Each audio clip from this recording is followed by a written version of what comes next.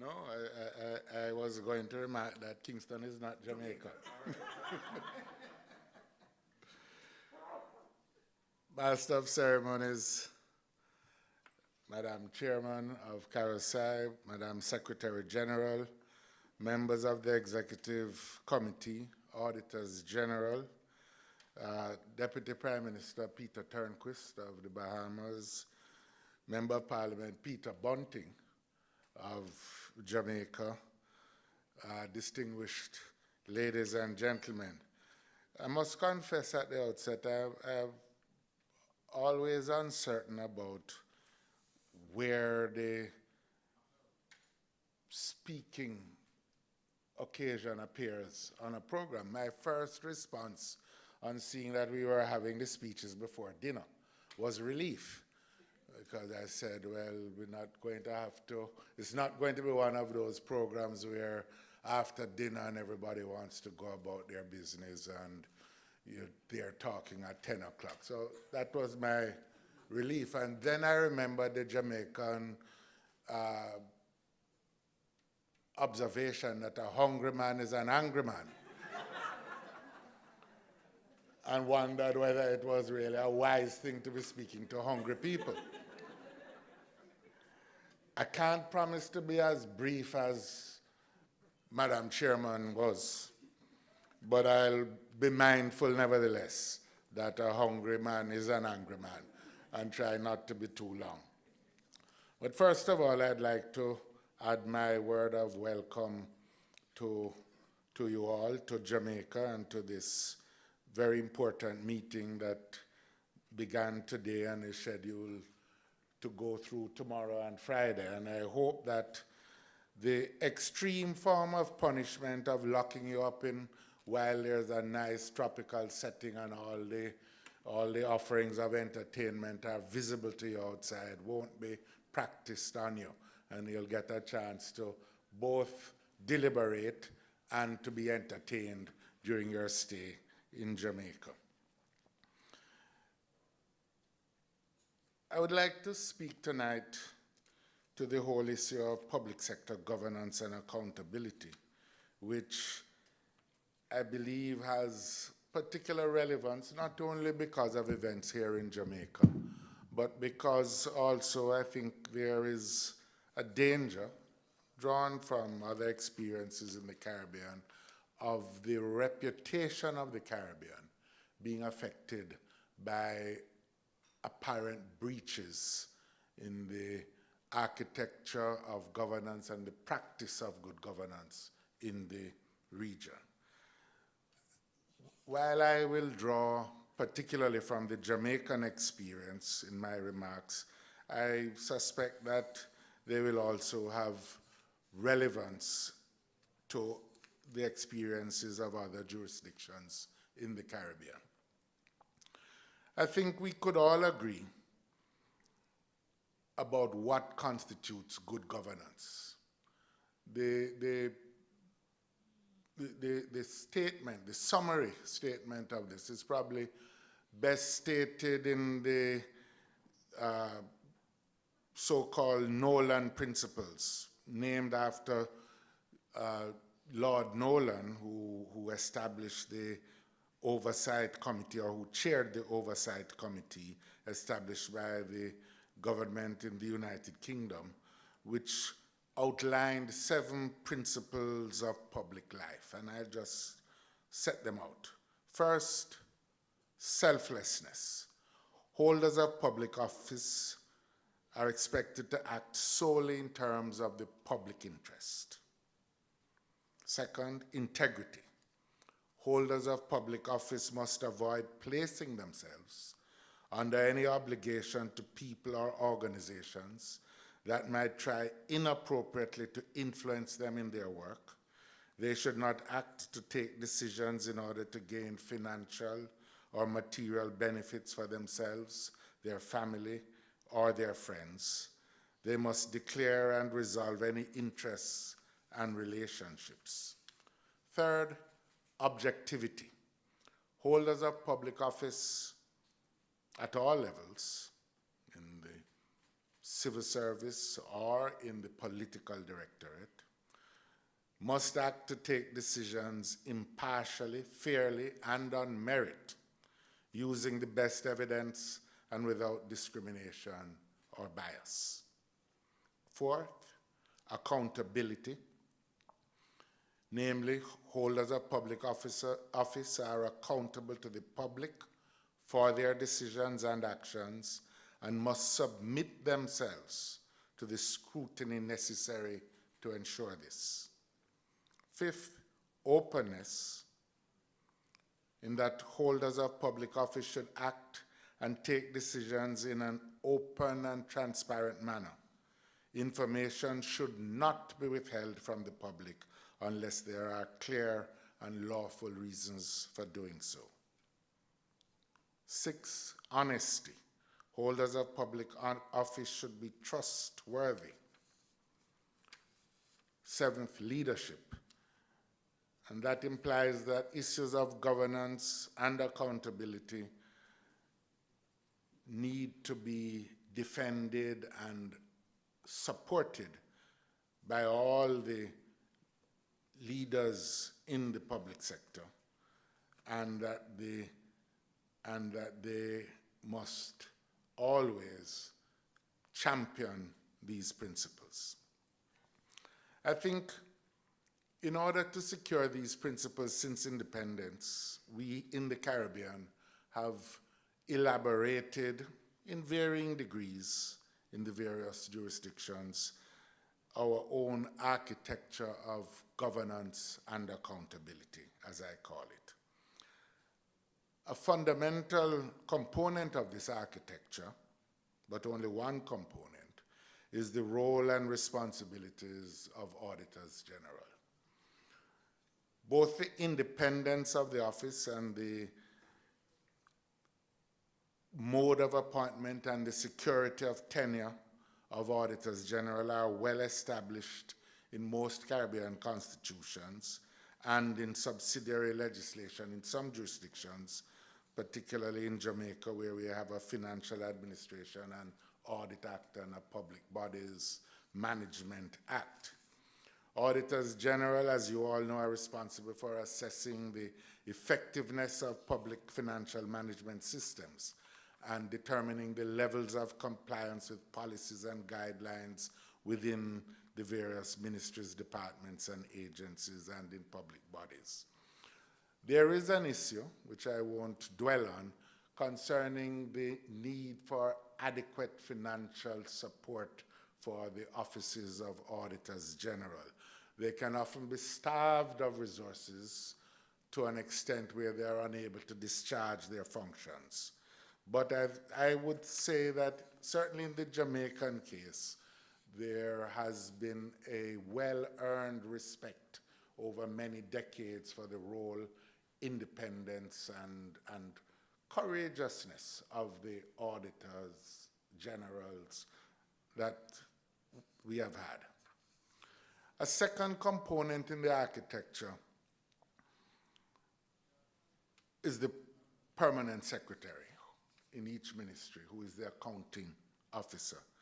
And these designated accountable officers in the ministries of various ministries of government have had their responsibilities in Jamaica's case set out in various bits of legislation.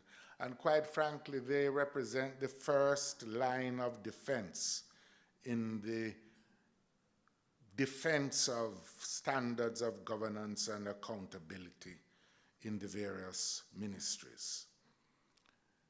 There is an issue, however, and there is some vagueness regarding the role and responsibilities of permanent secretaries in respect of public bodies that fall under the portfolio ministries, but which are not part of the central ministerial structures. And this is one area which needs clarity, and which certainly I will say something more about this later on.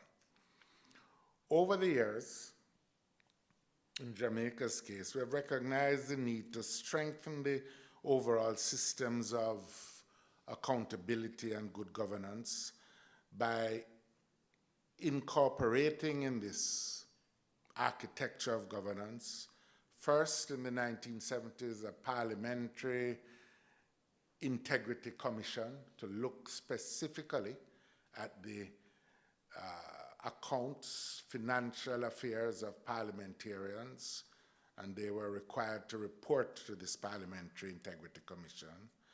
Subsequently, in the subsequent decade, in the 80s, the Office of the Contractor General was established to monitor the award and implementation of government contracts and to ensure impartiality and merit in the award of contracts.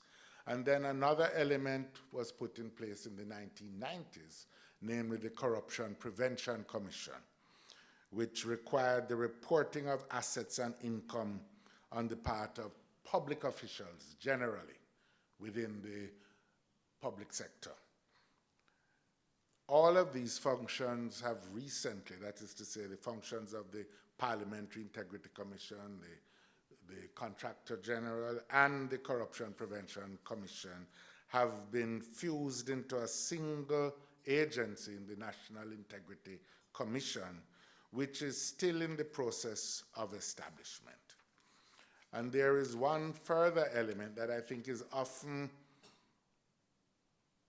underemphasized, but which plays a critical role, and that is the role of parliamentary oversight committees generally in enhancing transparency and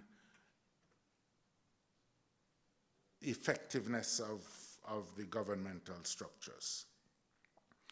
In Jamaica's case, we have long had a public accounts committee which considers the reports of the Auditor General and deliberates on these reports and makes recommendations.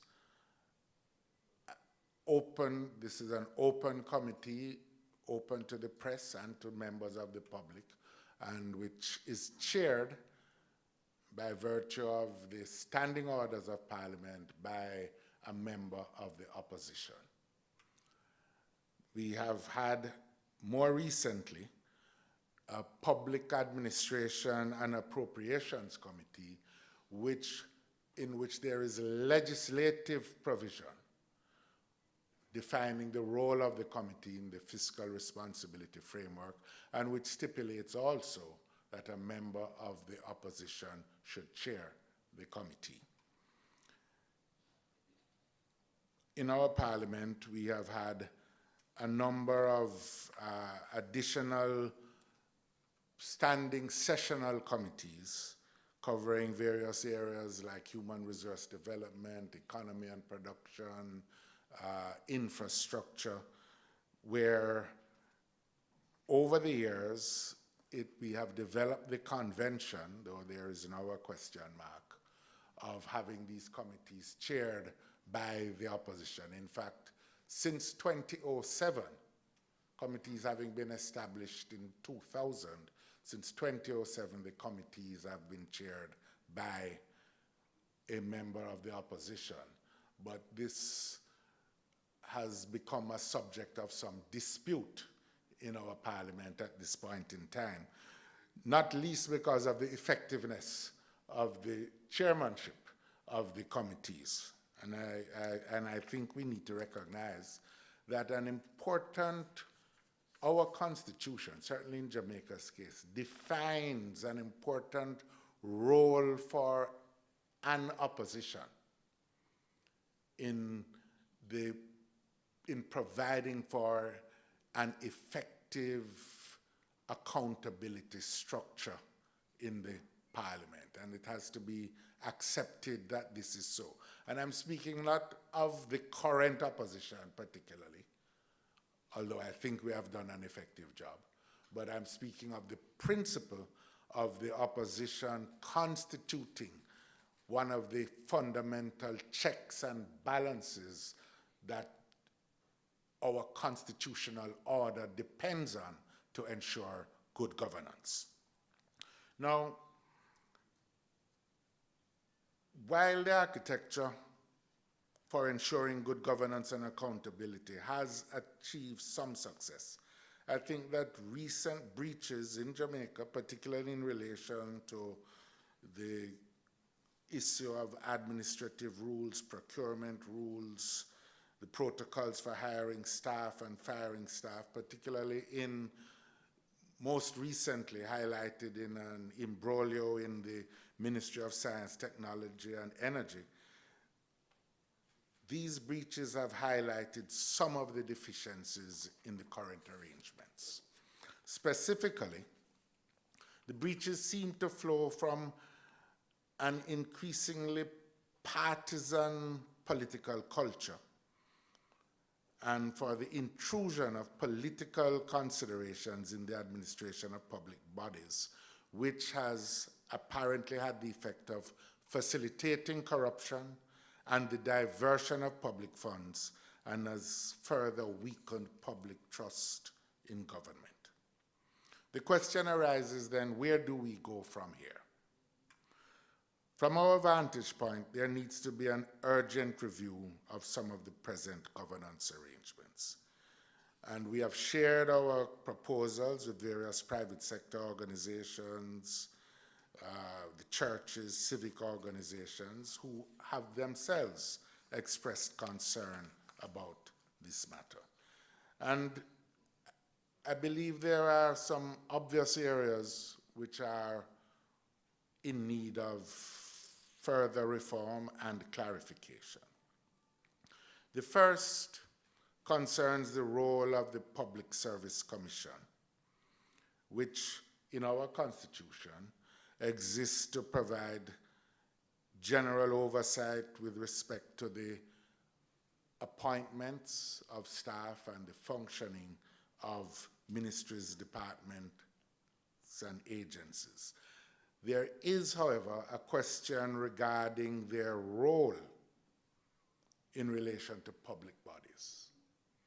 And the first proposition that we would put is that the Public Service Commission needs to be given explicit responsibility for providing oversight for public bodies and statutory entities outside of the central ministries, departments that are operating within the public sector.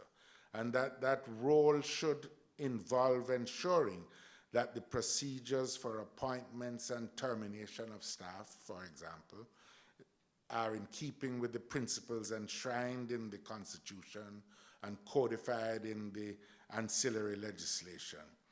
And this role, I think, would require ultimately constitutional amendments in the case of Jamaica. But it would also, one aspect of the reform that would be necessary, given the new role of the Public Service Commission that we are proposing, is that the mode of appointment of the Public Service Commission would need to be changed. Currently, the Constitution provides for the appointment by the Prime Minister after consultation with the Leader of the Opposition. Different Prime Ministers have operated with a different understanding of what consultation has meant. Some see it as a pro forma indication of their intention to do something. Others have treated it more as an requirement to find a genuine meeting of the minds. In the deliberations of the Joint Select Committee on Constitutional Reform presented in the Parliament in 1997, it was agreed, after much discussion, that in respect of the Public Service Commission and the Police Service Commission, we should be proceeding on the basis of appointment by agreement. There was an informal convention that operated during the tenure of Prime Minister Patterson when former Prime Minister Edward Siaga was was leader of the opposition then, which saw them agreeing to proceed on the basis of the recommendations of the Joint Select Committee on Constitutional Reform. Quite frankly, we now need to formalize that agreement and put it in place, especially if we are going to extend the oversight responsibilities of a public service commission so that the country can be confident that the discharge of the duties of a public service commission will be untainted by any political consideration. Further, it's our view that the Public Service Commission should be selected and appointed for a period of 7 years, thereby severing the link between the tenure of the life of the commission and the normal tenure of the life of a political administration, so that a public service commission can represent broad societal interests rather than seeing itself as representing the interest of one or other political administrations. And it's our hope that we can find common cause in this and that the government will consider and work to implement these recommendations. We stand ready to cooperate in this regard. Secondly, there needs to be changes in relation to the appointments of boards for the public bodies and the statutory entities. Currently, and for the entire life of the country as an independent country, boards have been the province of the cabinet and the ministers concerned. That's what the law provides for. In a highly politicized political culture, highly tribalized, divisive political culture, this can present problems. More than that, I think that especially if we are to achieve not only the levels of impartiality and standards of good governance, there is need to broaden the range of persons selected to boards beyond just those who are known by a particular administration. Now, in many jurisdictions, people have gone to the point of advertising vacancies for boards and asking for applications. Certainly, without saying that this should be applied wholesale to all boards, I think the time has come to do two things. First of all, to ensure that there is a requirement for consultation with appropriate civic organizations when board appointments are due, so that the civic organizations can, as a matter of course, make recommendations of persons that they might consider to be qualified for membership. And secondly, I believe there is scope for reserving some proportion of the membership of boards for appointment, not just by the civic organizations, but also by way of the invitation of applications from the general citizenry. Because in the end, there are many persons who have the interests of their country at heart, who have the necessary skills to make a contribution to the development of the country. And we should be trying, on the basis of a philosophy of participatory democracy, to incorporate the widest possible involvement of patriotic citizens in the administration of the state. And so we put that as a specific proposal forward. And then finally, we think that there is a role for a review of the existing legislation to ensure that the appropriate standards of financial management are required throughout the entire gamut of statutory organizations. And an appropriate review committee, including the Auditor General, the Financial Secretary, and representatives from the National Integrity Commission, should be empaneled to review the laws and take into account the present experiences to see how we can overhaul the Financial Administration and Audit Act and the Public Bodies Management Act. And there's a place in that panel as well for representatives of the private auditing community. Finally, I want to end by emphasizing a point that I touched on earlier, which is the role of the parliamentary committees. And it is very important in light of the disputes that has developed just this past year about the chairmanship of the parliamentary committees, that we need to formalize the arrangement for all the standing sessional committees that the opposition should chair the committees. Now, no one should think this is a self-serving comment. I don't intend to be in opposition for a very long time.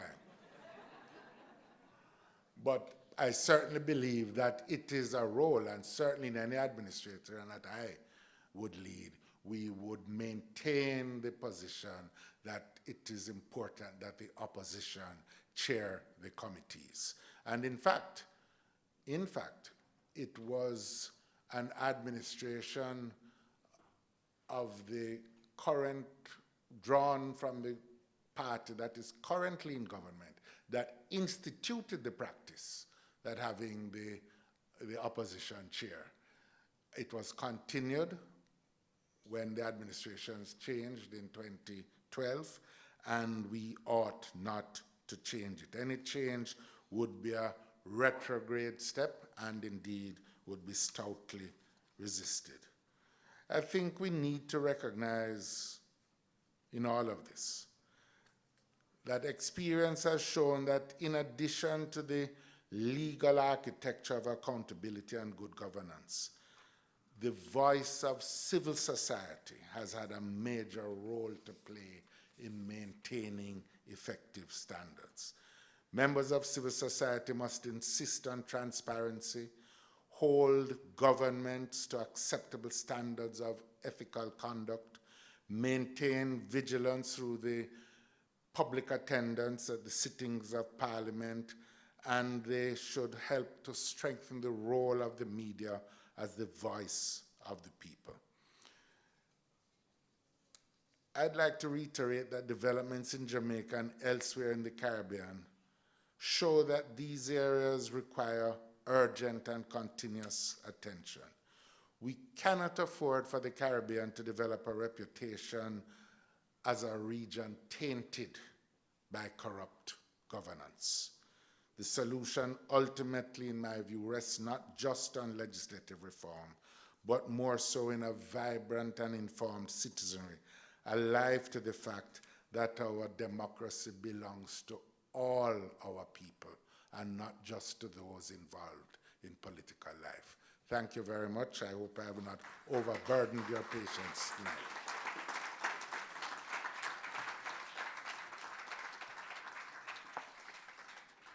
Thank you very much, Dr. Phillips. As we bring this formal part of the session to a close, I'm going to invite Mr. Deodat Sharma, the Auditor General of CAROSAI Guyana, to move the vote of thanks.